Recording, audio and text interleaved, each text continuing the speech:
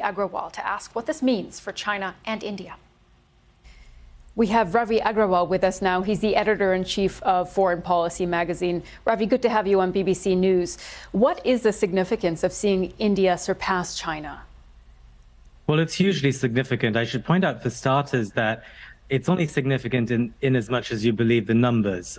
So India last held a census in 2011. It was meant to hold one in 2021. It couldn't because of the pandemic. China's last census was 2020. So a lot of the numbers that we're looking at are projections, of course, and these are fuzzy projections on both sides. Given that, despite seeing them as fuzzy projections, they are significant because it tells you about the relative size and strength of the two most populous countries on Earth. And it's a great window into the economies of these two countries and also the demographic potential over the next 50, 60 years. These are trend lines. We've seen this moment coming for a long time. And the reason why it's important to examine this trend is it could well be the story of the 21st century. Speaking about these trend lines, both India and China are quick to point to their economic successes, but neither country has had much to say about these numbers on population growth. Why is that?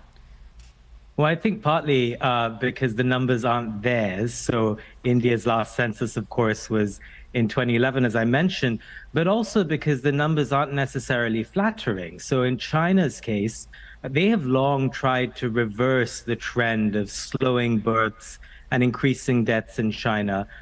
They obviously regret, to some extent, the one-child policy that was put in place in the 60s that led them to this moment.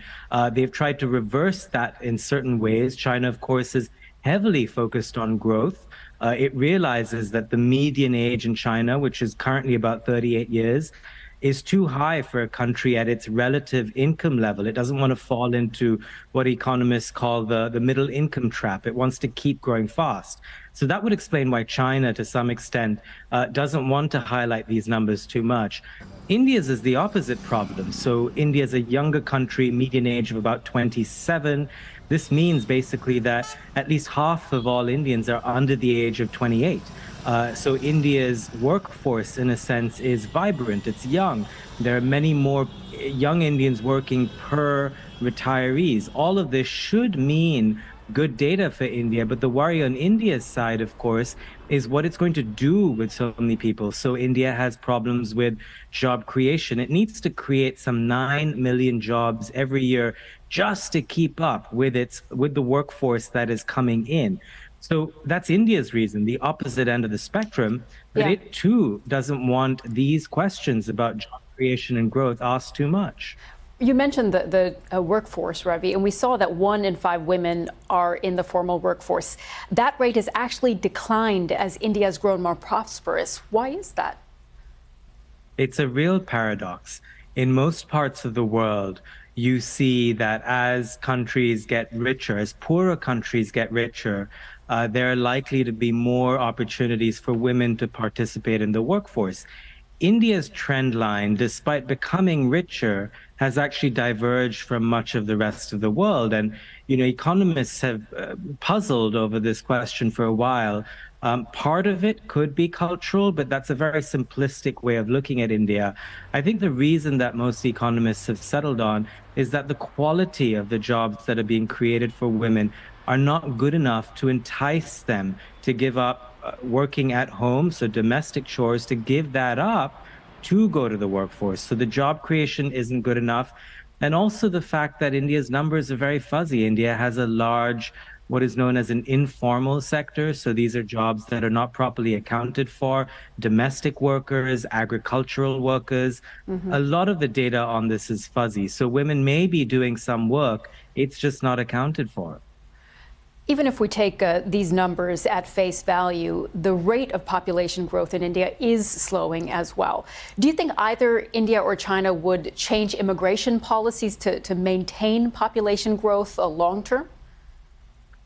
Unlike with the United States where we are, I don't think India or China have the same numbers of people clamoring to get into those countries. I mean, America admits well north of 2 million people a year, or at least it's sort of That's the number of people who want to come in.